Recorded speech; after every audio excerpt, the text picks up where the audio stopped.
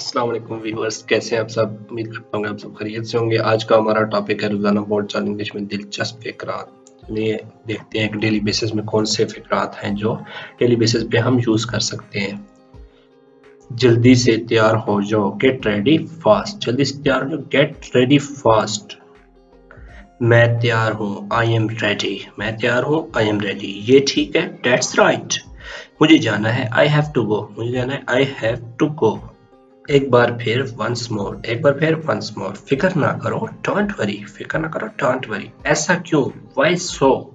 ऐसा क्यों, why so। ये काफी आसान है, it's quite simple, it's quite simple।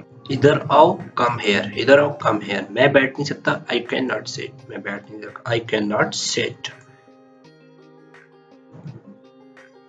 मैंने कब कहा, why did I say। मैंने कब कहा, why did I say। मत घूरना, don't stare।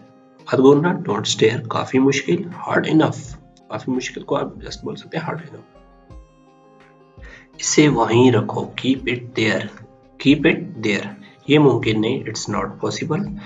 वो जल्दी में है, he is in hurry। वो थक गया है, he is tired। थक गया है, he is tired।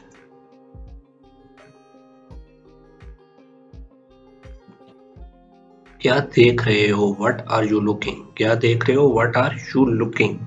आप मजाक कर रहे हैं, आर यू किडिंग। आप मजाक कर रहे हैं, आर यू किडिंग। वो मजाक कर रहा होगा, ही मस्ट बी जोकिंग। कुछ नहीं,